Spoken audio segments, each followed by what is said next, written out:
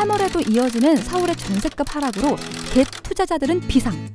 일부 투자자들은 전셋가율이 높은 아파트 단지로 눈을 돌리고 있는데요. 서울 아파트 단지 중 전셋가율이 90%가 넘는 5곳을 소개합니다. 첫 번째, 노원구 중계동 삼성아파트입니다.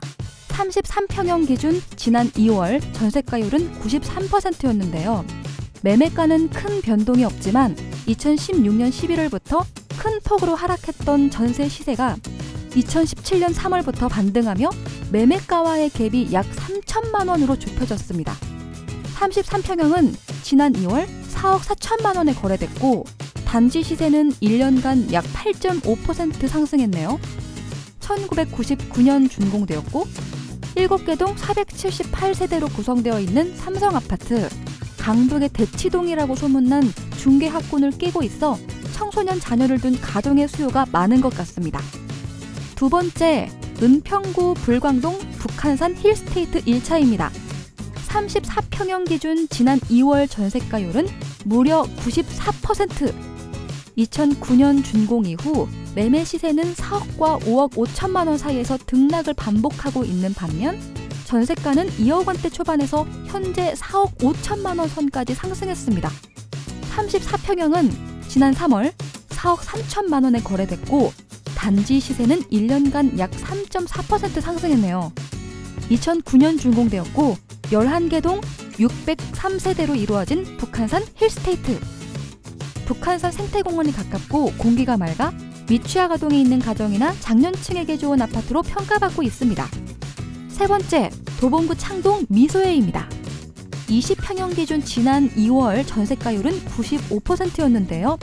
2017년 7월 이후 매매가는 2억 6천만 원에서 2억 2천만 원까지 하락한 반면 전세가는 1억 8천만 원에서 2억 1천만 원까지 상승하며 그 갭이 1천만 원에 불과합니다. 20평형은 지난 2월 2억 2천만 원에 거래됐고 단지 시세는 1년간 7.6% 상승했네요. 2005년 준공되었고 한계동 123세대로 구성된 미소혜.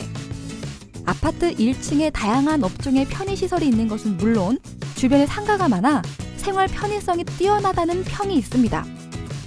네 번째, 도봉구 방학동 ESA입니다.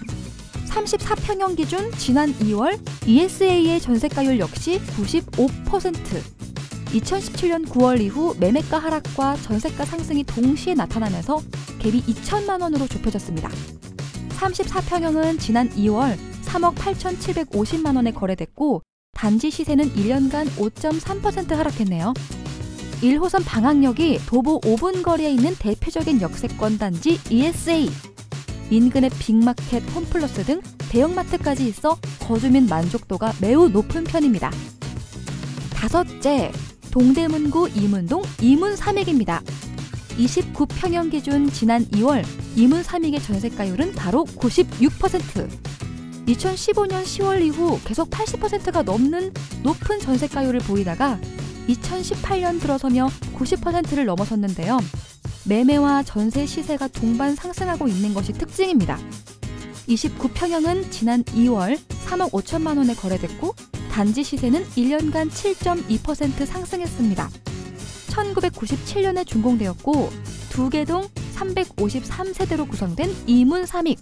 도로 하나를 사이에 두고 중랑천이 있어 대부분의 세대에서 중랑천 조망이 가능하다고 하네요.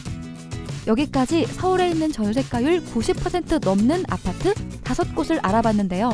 연이은 규제 체계도 서울 집값이 계속 상승하는 만큼 전셋가율이 높은 단지에 대한 투자자들의 관심은 더욱 커질 것 같습니다.